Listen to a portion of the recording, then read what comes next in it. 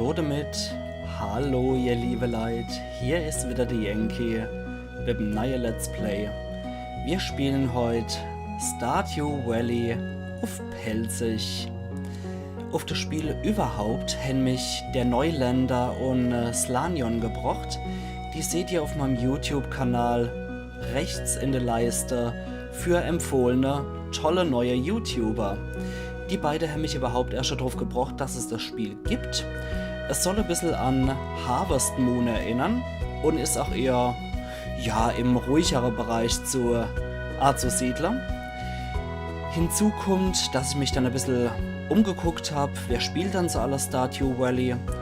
Und im Zuge von der Recherche bin ich auf Mia Marrow gestoßen. Ach, die ist mittlerweile bei meiner Empfehlung auf YouTube auf der rechten Seite von meinem Kanal zu sehen, bei der Empfehlungen, in der entsprechenden Leiste. Zusätzlich habe ich euch einmal Mia Marrows Let's Play zu Stardew Valley in die Beschreibung reingesteckt. Ja, es ist das Nachfolgeprojekt auf meinem Kanal zu Journey. Bei Journey scheint es allerdings etwas missverstanden worden zu sein von Kra. Da habe ich dann gesagt, ja, Journey ist das Nachfolgeprojekt zu Gothic 2. Selbstverständlich hat es nichts mit Gothic 2 zu tun gehabt und Stardew Valley ist auch kein Nachfolger von Journey per se, sondern es ist nur das Nachfolgeprojekt auf meinem YouTube-Kanal. Ja, wir starten jetzt auch hier direkt ein neues Spiel, würde ich mal sagen. Und zwar haben wir diverse Möglichkeiten zur Auswahl. Ja, wie heißt das dann? Ihr könnt es euch vielleicht denken, wir machen ein Let's Play auf Pelzig. Weil, wie kann er dann wohl heißen? Wie könnte es auch anders sein? Es ist natürlich der Ackermann. Der Hofname. Ist für mich natürlich auch nicht gerade hier das große Problem. Jeder Gastwirt aus der Palz, der mir möglicherweise zuguckt, mag's mir verzeihen. Aber es wird definitiv der Pelzer Hof. Ich sage das auch bewusst, oder ich schreibe das auch bewusst nur mit P und nicht mit PF. Es soll ja nicht auf Hochdeutsch sein, nicht Pfälzerhof, sondern es soll im Dialekt Pelzerhof sein. Und ein Pelzer bzw. Pfälzerhof gibt es ja in so ziemlich jeder Ortschaft in Rheinland-Pfalz. Vor allem auch in der Vorderpfalz und in der Südpfalz, dass beinahe gefühlt jedes zweite Hotel oder Restaurant, was ein bisschen gehobener ist, einfach nur Pelzer oder Pfälzerhof heißt. Mag gerne. Tja, du könntest jetzt diverses reinschreiben. Du könntest jetzt Leverwurst, Blutwurst oder sonst was reinschreiben. Aber ich würde mal sagen, das Wichtigste ist, der Ackermann mag natürlich sein Riesling halbtrocken. So sieht es nämlich aus. Am liebsten Riesling Kabinett oder Riesling Spätauslese halbtrocken. Das sind mir persönlich so die liebsten. Ja, liebstes Haustier. Eigentlich habe ich ja selber einen Kater. Aber ich wollte schon immer mal einen Hund und ich finde auf so einem Bauernhof passt einfach so ein schöner Wachhund richtig gut. Ja, dann gucken wir da mal, was es sonst noch gibt. Oh, das ist ein bisschen arg dunkel. Aber ich finde, für jemand, der draußen schafft, muss so eine Leicheblässe jetzt nicht unbedingt sein. So ghoulmäßig grün schon fast wie der hier. Violett muss auch nicht sein. Blau ist sicher auch interessant. Oder grün, ja. Violett hat auch irgendwie was. Das ist diese vornehme Blässe, so wie das hier. Nee, also Leicheblass muss er nicht sein. Aber ich steht Sarahs Landlewe, das backt ihm schon so ordentliche Proletenkruste. Deswegen, das muss sein. Ja, das finde ich jetzt nicht so schön. Was haben wir dann da noch? Ach Gott, Bob Ross, Gedenkfrisur. That's our little secret.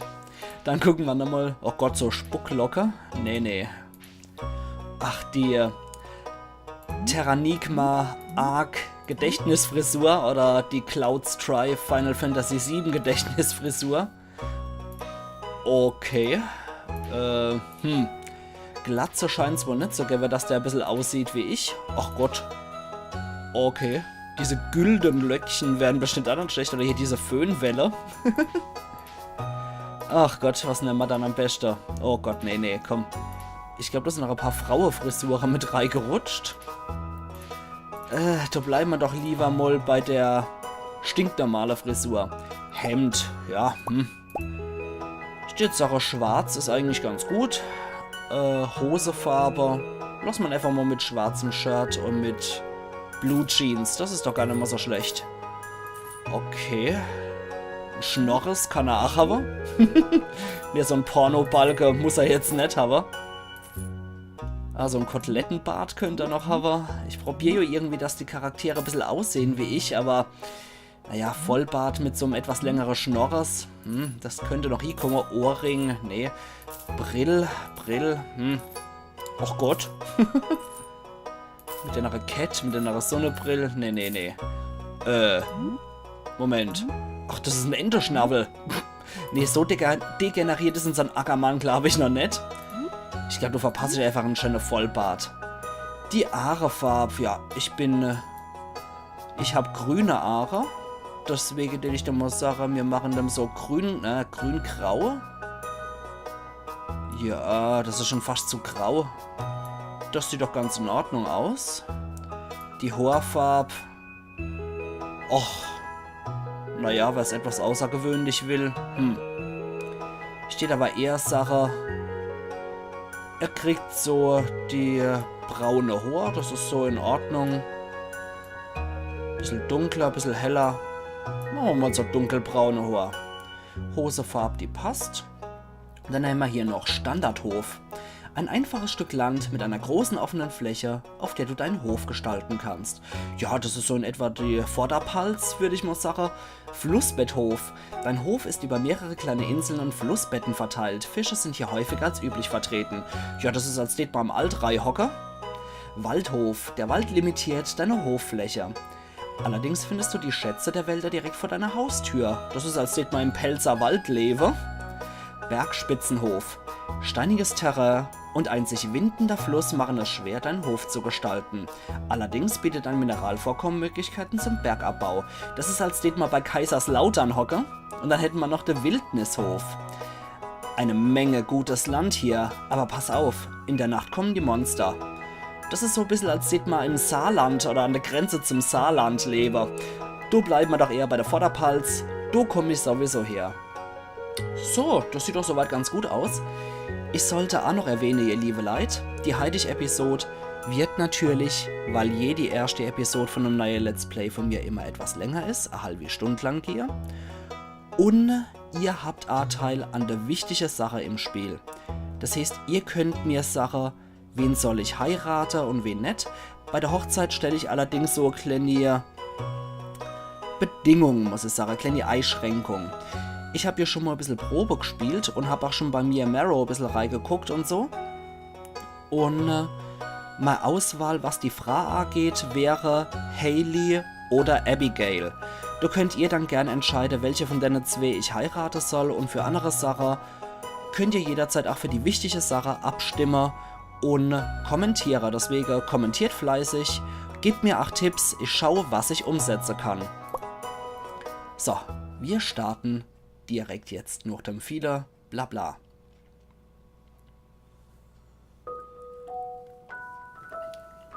Und für mein ganz besonderer Enkel.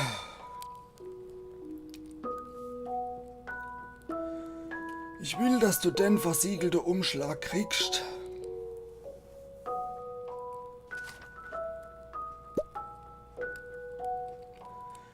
Nee, noch nicht aufmachen. Hab Geduld. Und jetzt hör ich mal zu. Der Tag wird kommen, an dem du dich von der Last vom modernen Leben erdrückt fühlen wirst, Ackermann.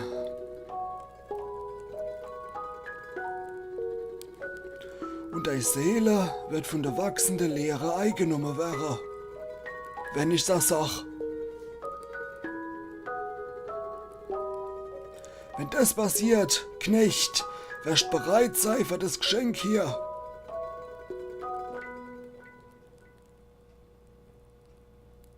Und jetzt lass der Opa sich mal ausruhen. Ja, beliebige Jahre später. Ich sollte zusagen, Knecht sagt man durchaus in der Palz zu kleine Buwe. Das ist noch normal. Knecht, wie sieht's aus und so, ne? Zum kleine Bu. Ja, hier, Joja, Smile. You are with Joja. Du bist schon in der terminiert Woche. Stan aus Monkey Island scheint ja auch zu schaffen. Dort der links. Und wir sind einer von denen viele Firmensklaven. Wie können sie auch anders sein? Ausgelaugt wie Sau. Der Schwesel gerade so einer Gewitter erleidet. So ein kastrierender, widerlicher Job hier. Die Maus ist auch noch von 1995. Es ist einfach nicht schön. Da haben wir hier zufällig den Brief vom Opa.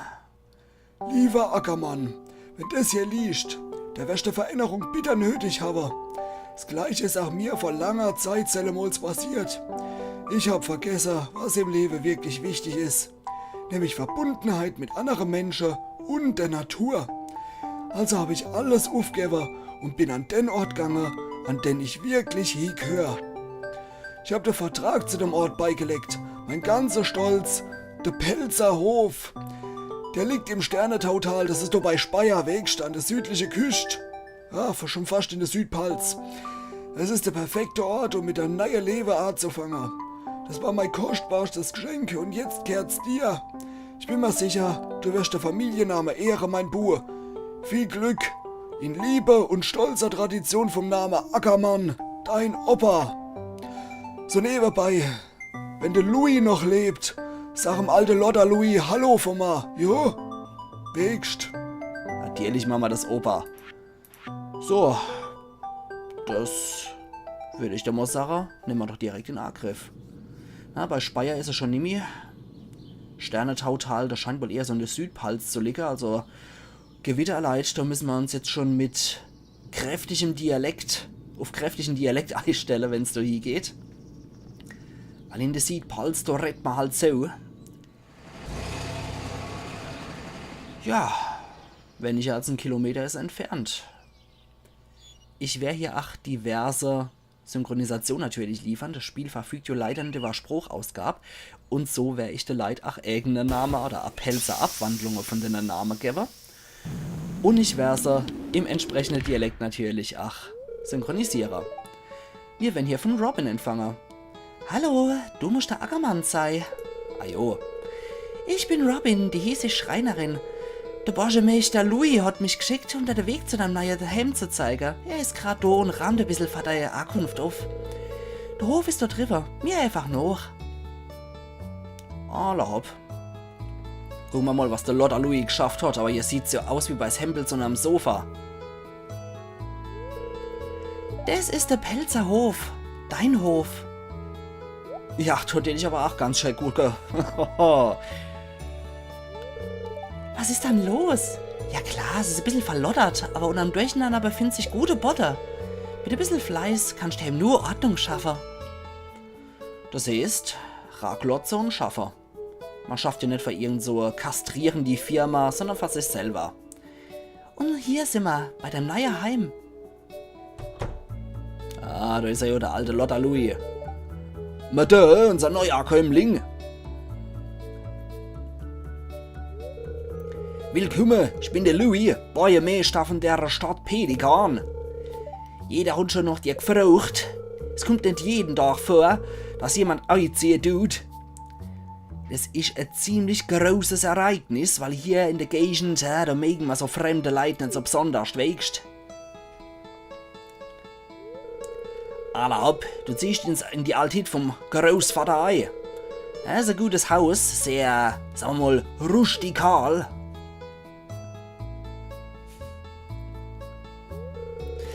Rustikal? Ja, so kann man es vielleicht auch sagen. Schäbig wäre wohl ein bisschen passender. Wie unhöflich, Mäd! Hör doch nicht auf die Ackermann. Die will ich nur beeinflussen, damit sie da ein paar Verbesserungen fürs Haus Die will dich nur beeinflussen, dass du ein paar von ihrer Verbesserungen fürs Haus käfst.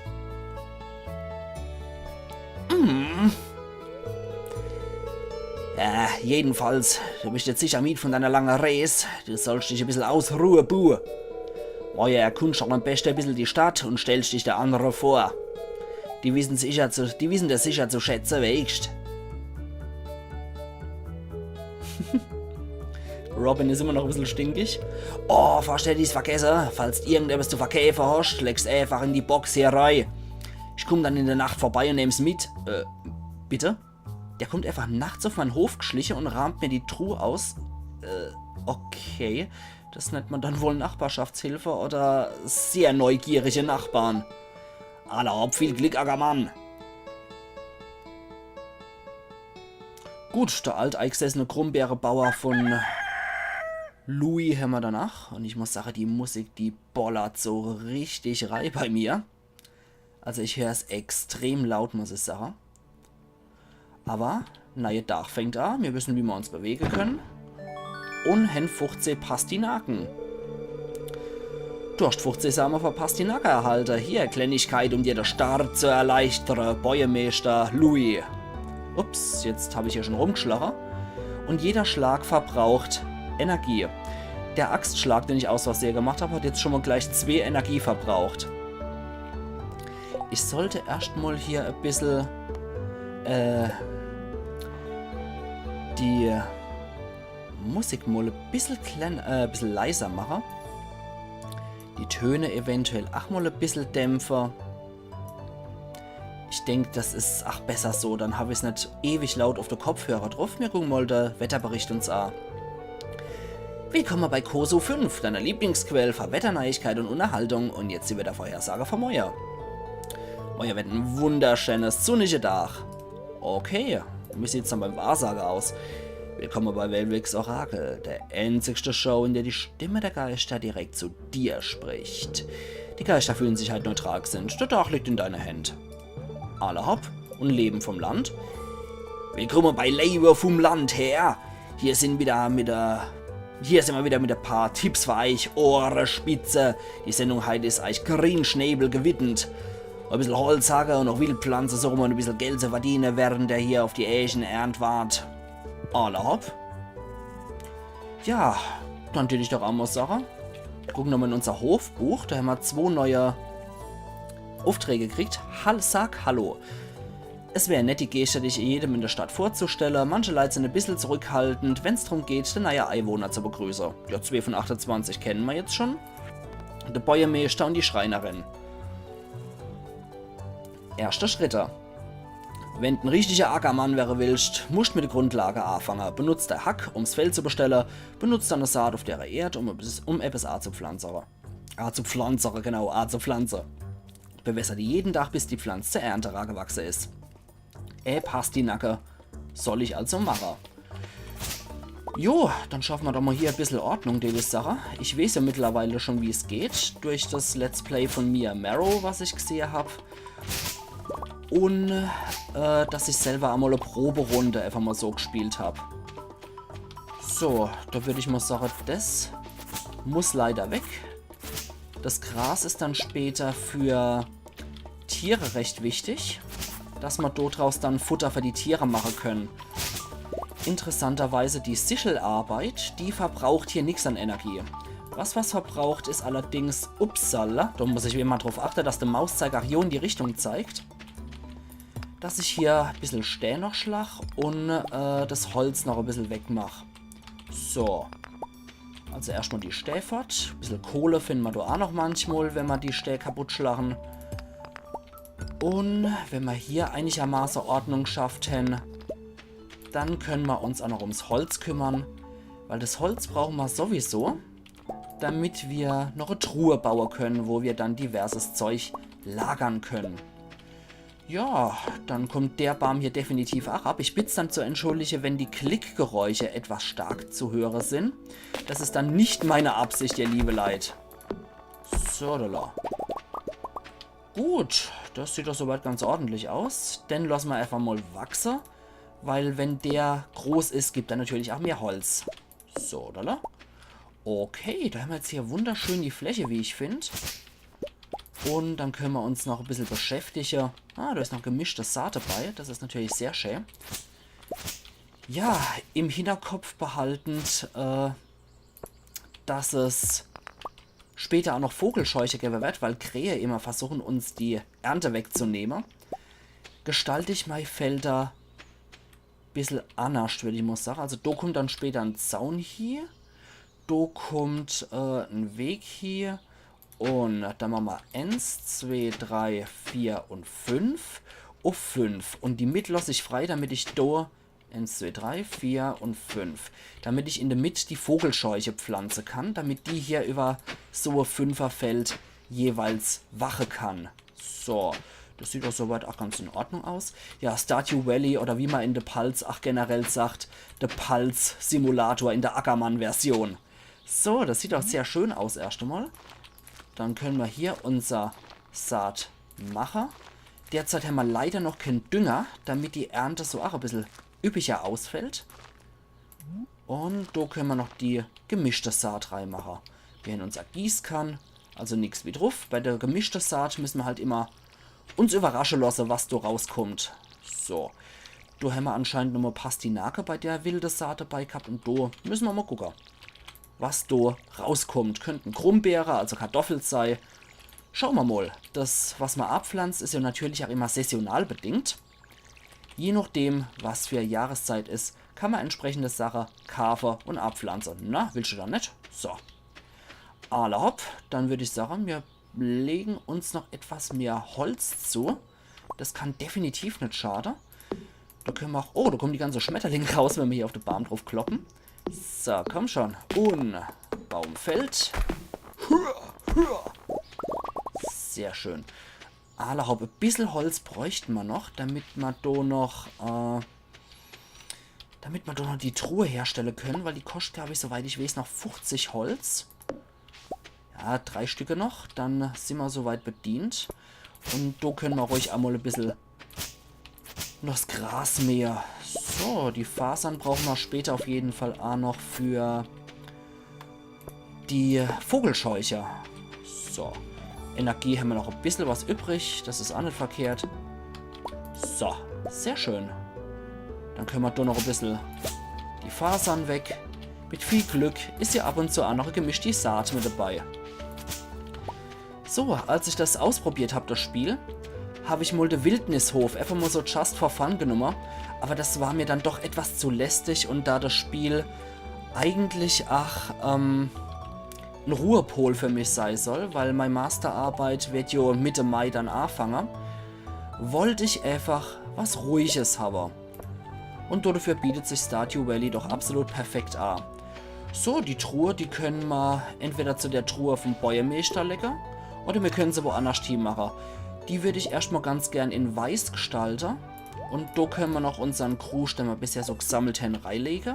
Da können wir nämlich immer noch sagen, ja, die weiße Truhe, die ist jetzt nur für Materialien etc. pp. Da können wir ja dann immer schauen, was wir machen wollen. Ja, Lagerfeuer könnten wir noch machen. Wir könnten einen Pflasterstellweg machen, den werde ich auf jeden Fall machen. Und ich werde einen Holzzaun errichten erst einmal, bis später dann noch die Städzäune kommen. Und werde hier jede Menge Fünferfelder anlegen. So. Die Gießkanne machen wir wieder ruf. Und der Baum wächst anscheinend auch gut. Vielleicht sollte man auch einfach mal gießen. So. Wir nutzen den Rest vom Tag auf jeden Fall noch und gehen ein bisschen Lochpelikan. Ah ja, da haben wir noch Löwenzahn, Narzisse. Sehr schön. Die brauchen wir auf jeden Fall auch noch, die Pflanze. Das heißt, die hebe ich mir dann auch noch auf, wenn ich wieder aus meinem Trip von der Stadt zurückkomme. 500 Gold haben wir auch noch im Säckel. Und ich werde mal schauen, dass die Episode wahrscheinlich auch tagtäglich 30 Minuten dauern werden. Es könnten dann sein, dass ich 1 oder 2 Tage pro Episode abfilme. Caroline. Hallo, du musst der Ackermann sein, unser neuer Kämmling. Ich bin die Caroline. Okay, und du hier? Oh, du bist nicht ganz so, wie ich es mir vorgestellt habe. Aber das ist okay. Ich bin die Jodie. Okay. Hallo Junge. Halt, wo bist du? Oh, jemand Fremdes. Ich bin der Winnie. Die Mama sagt, ich soll nicht mit fremden Babbler. Aber du siehst in Ordnung aus. Ah, etwas zu freundlich, der Junge. Hallo und willkommen in unserer kleinen Gemäh, mein Bu. Du kannst mich Oma nennen, wenn du willst. Oh, so lieb wie all die Oma. Das ist doch einmal schön. Stardrop Saloon. Ah, schön. Gleich mal eine Kneipe hier, aber erstmal ihren Müll durchwühlen, wie sich das gehört. Einfach mal immer fremde Müll durchwühlen. So macht man einen super Eindruck. Servus. Aber dann gibt's Bier. Oh Gott, war 400. Das ist aber ziemlich teuer. Spaghetti, Pizza, Kaffee. Ja, Tinoe könnte jetzt wahrscheinlich nicht widerstehen und müsste hier Kaffee kaufen. Krummbeere, Pannekuchen gibt es ein Rezept für Omelette, für normale Pannekuchen, Brot und Tortilla, Pizza. Ja, wenn wir Küche haben, können wir hier definitiv ein paar Rezepte kaufen. Oh, servus, ich bin der Gastchef und Besitzer von der Kneipe zum Sternefall. Alle hopp. Gut, dann kennen wir ja jetzt mittlerweile schon ein paar Leute. Ah, da ist noch eine, die wir noch nicht kennen. Maru. Oh, bist du denn gerade hierher gezogen? Ich bin Maru. Ich habe mich drauf gefreut, dich kennenzulernen. Alle hopp. Da haben wir noch einen Wohnwache, das ist dann so ein bisschen die Ghetto-Siedlung. Du weiß ich, dass der Bäuermeister drin wohnt, also der Bürgermeister. Pelzig ist es einfach so schön. Kann man dann sagen, der Bäuermeister oder der Borschemeister? Da kommt es immer drauf an. Aus welcher Gegend. Aber bei uns in der Vorderpfalz sagt man eher Bäuermeister. Der Gunther. Hallo, willkommen im Sternetaler Archäologiebüro. Oh, da bin ich ja richtig hier. Ich bin ja selber Archäologe. Es ist ein bisschen peinlich, aber der letzte Museumsdirektor hat sich mit der ganzen Sammlung aus dem Staub gemacht. Das kann vorkommen, ne? Wir hängen keine Artefakte, die wir ausstellen können. Aber ich hoffe, wir kennen das bald ändern. Falls du irgendwelche Artefakte oder Minerale da draußen findest, kannst du mich das wissen lassen. Aber sicher doch. Ich als selber Archäologe muss natürlich meinen Kollegen hier unterstützen. Das ist doch vollkommen logisch. Huch, da ist noch irgendwas. Komme ich da dran? Da komme ich anscheinend leider nicht dran, was da hinten wächst. Ja, mir gehen wir auch zu dem, der ist auch noch wichtig. Das ist nämlich unser Schmied hier im Dorf. Hi, ich bin der Clint. Ja, das ist unser Schmied im Dorf, zu dem wir ein paar Mal gehen müssen. Und wenn haben wir dann hier noch... Einfach mal bei den Leuten ein bisschen vorstellig machen. Join us. Thrive. Das ist der Joja-Markt. Diese seelenlose Firma ist also auch hier. Knecht, ich ist Pam. Oh, das ist dann so die im Wohnwache lebt, ne? Halt, bleib noch stehen, Sam. Ich bin Sam, nett dich kennenzulernen. Schä? Noch einer freundlicher. Morris. Willkommen im Joja-Markt. Wie geht's dir denn heute? Ich denke nicht, dass wir uns schon einmal getroffen haben. Ich bin Morris, Repräsentant für Joja-Kundenzufriedenheit. Wenn du dich dazu entschließt, ein Joja-Mitglied zu werden, werde ich deinen Beitritt mit Freude unterstützen. Nee, lass mal, du Seelenfänger von dem Konzern bin ich Abkauer. Du habe ich nicht gerade Bock drauf, da wieder dazu zu kommen. Hallo? Shane ist hart bei der Arbeit. Er scheint kein Interesse daran zu haben, mit ihr zu retten. Alle hopp. Gut, den Markt werde ich so gut wie möglich meiden. Du unterstütze ich doch lieber der Einzelhandel hier. Ach, wenn es du natürlich ein bisschen teurer ist, klar. Oder ich weiß nicht mehr, weil wenn es teurer ist, ich glaube aber, dass der Einzelhandel ein bisschen teurer halt ist. Aber das macht nichts. Oh hey, du bist also der neue Typ? Hm? Cool. Okay, mit dir haben wir schon gebabbelt. Du ist auch noch recht wichtig, ihr liebe Leute. Du können wir dann nämlich immer gucken, ob wir irgendwelche Aufträge finden. Und an der Stelle... Moment, na, das wollte ich doch gar nicht. Haben wir hier auch noch die Geburtstage. Der Bäuermeister Louis, der hat am 7. hier Geburtstag. Hallo, es ist nett, dich kennenzulernen. Ebenfalls. Ja, Hailey, das ist so potenzielle Heiratskandidatin von mir. Deswegen, gebt mir doch einfach in den Kommentaren Bescheid, wen ich hier eheliches soll, ob Hailey oder Abigail. Der Pierre. Ey, du bist Ackermann, der neue Bauer, oder? Ich bin Pierre, der Besitzer des örtlichen Gemischtwarenladens. Ich bin hier frisch aus der France, aus La France hier in die Pfalz gekommen. Wenn du Satte brauchst, ist man da denn der richtige Ort dafür. Ich kaufe dir auch deine Erzeugnisse zu einem guten Preis ab. Alles klar, merci. Das ist dem sei Frau und Abigail wohnt hier auch in dem Haus. Von daher nur noch mehr ein Grund eigentlich, wenn man Abigail heiratet, dass man im Einzelhandel hier einkauft, damit ihre Familie auch weiter ernährt werden kann. Dich kennen wir schon, oder? Genau, Lea. Lea kennen wir schon. Hier wohnt Hailey, weiß ich, aber Moment, dort draußen ist auch noch einer gewesen. Ah, dich kennen wir schon, oder? Hansel. Halt, Hansel! Ja, mit dir haben wir anscheinend schon gebabbelt. Hier wohnt Hailey mit ihrer Schwester Emily, soweit ich weiß. Ah, da ist er ja auch schon, die Hailey. Hallo. Oh, du bist der neue Bauernbu, oder?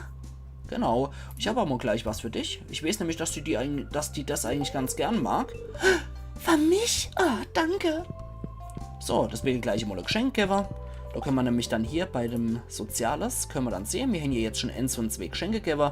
2 Geschenke pro Woche sind möglich. So. Löwezahn hätte sie jetzt nicht so gern gemacht. Das habe ich jetzt schon rausgefunden, dass die eigentlich sowas ganz gern mag. Und beim Pierre konnten wir leider nichts mehr kaufen. Der hat schon Ladeschluss gehabt. Der war nämlich hinterm Tresen. Wir können uns aber hier gerne noch ein bisschen umgucken und noch ein bisschen Kruscht sammeln. Das können wir nämlich alles noch verkaufen. So, hier auf dem Spielplatz ist ach niemand.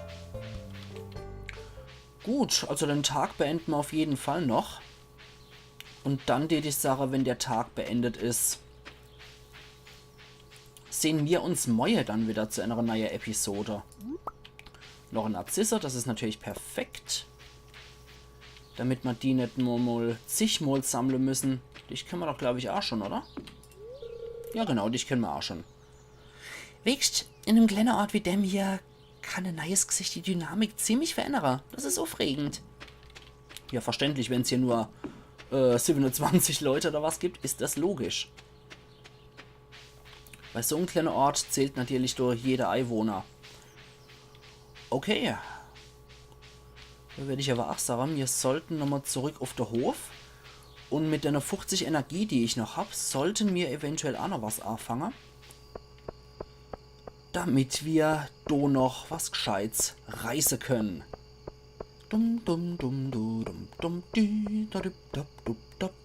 Hat ja schon fast was Meditatives hier, diese Geräusche. Ach ja, sehr schön. Also ich freue mich definitiv auf das Let's Play, muss ich sagen. Es ist was sehr Entspannendes, was sehr Ruhiges mal wieder. Und das ist genau das, was ich derzeit gebrauchen kann. Von daher absolut optimal. Ja, das ganze Zeug sollte hier definitiv noch weg, damit ich hier meine Felder bestellen kann. Und dann können wir hier nochmal gucken, ob wir hier beim Rasenmäher vielleicht noch ein bisschen Saat kriegen. Das wäre natürlich richtig schön. Weil je mehr wir kriegen, desto besser selbstverständlich für uns. So, mir noch 42. Ja komm, das reicht auf jeden Fall noch immer. 2 Bäm zu hacken. Zuck. Komm schon. Ochs ist weg, Ackermann. Ordentliches Bämfeller. Das macht so richtig Spaß. Du bist langsam erschöpft. Okay, 12 Energie haben wir noch. Ich könnte jetzt nur noch gucken, dass ich mit der Sichel hier nochmal drüber gehe. Weil wenn ich hier noch was finde, dann könnte ich das noch abpflanzen und gießen. Ja, genau. Hier haben wir ja schon mal die gemischte Saatnummer. Das ist doch absolut perfekt so. So, dann können wir hier noch um den kleinen Teich, den wir da hin, können wir noch ein bisschen was machen. Und 12, ja. Okay, okay. Da können wir jetzt nochmal die gemischte Saat reide mit und noch einmal gießen. Dann ist doch absolut alles in Butter. So, den Kruscht können wir jetzt auch hier wieder reinmachen. Das Inventar können wir nochmal ordnen. Und dann, den ich doch sage, ihr liebe Leute, ich gucke jetzt nochmal rein, wie es hier aussieht. Wetterbericht, ist das noch alles...